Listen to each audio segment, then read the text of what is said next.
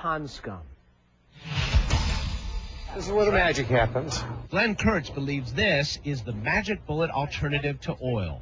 It's pond scum, but without the pond, and that's what sets his idea apart. Kertz is flowing and growing algae through a long, winding journey in clear plastic bags suspended in a greenhouse. He calls the system vertigrow. Keeps the algae hanging in the sunlight just long enough to pick up the solar energy they need to produce, the lipids to go through photosynthesis. The algae grows fast and is siphoned off continuously. The algae oil is extracted, ready to be refined into fuels like biodiesel. Kertz says he can produce 100,000 gallons of algae oil per acre per year. Compare that to corn, which yields about 20 to 30 gallons an acre. And the vertigrow facility is a long way from the Corn Belt, in the desert near El Paso, the perfect place. If we took about 1/10 of the state of New Mexico and converted it into algae production alone, okay, we could do all of the transportation needs for the United States. Kertz and his team are working full throttle, looking for and patenting the ideal algae to make fuels. And who knows, maybe even an energy drink. Kind of refreshing. Yeah, that's not bad. If vertigrow pans out as Kertz predicts, we may all be raising our glasses to once lowly pond scum.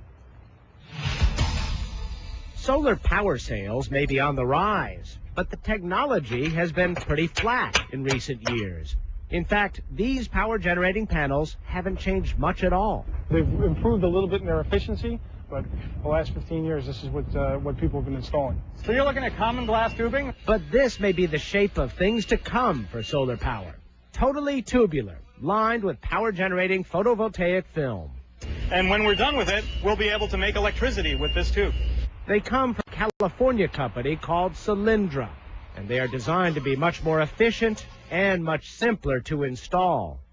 With the cylindrical approach, because you can collect light from all angles, you're able to maximize the energy that you extract from the rooftop. Here's how. The tubes can capture solar energy no matter where the sun is in the sky, even from below if the roof is painted white.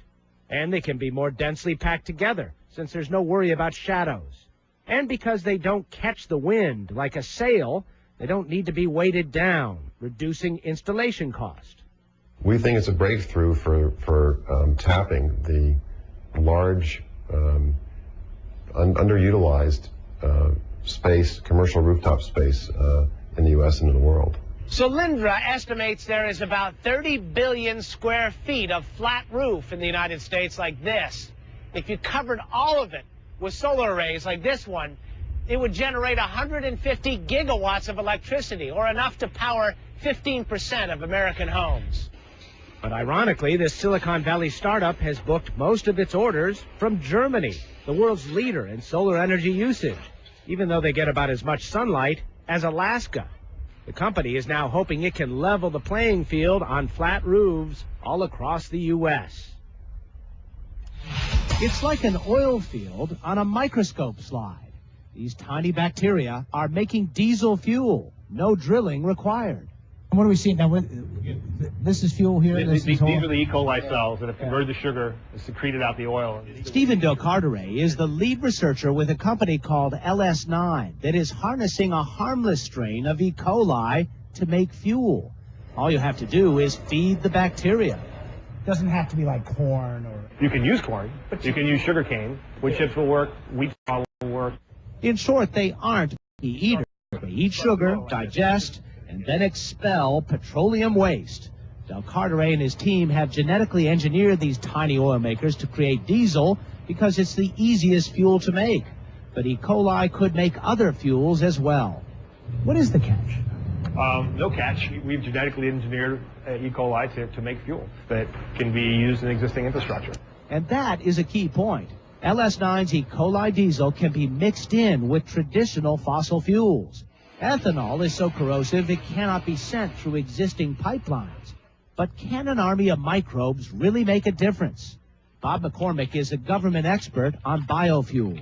If you've got something that you can make work in a test tube, that's good, but you've got to be able to make it work on a very large scale to have an impact on our petroleum imports. At LS9, they are ramping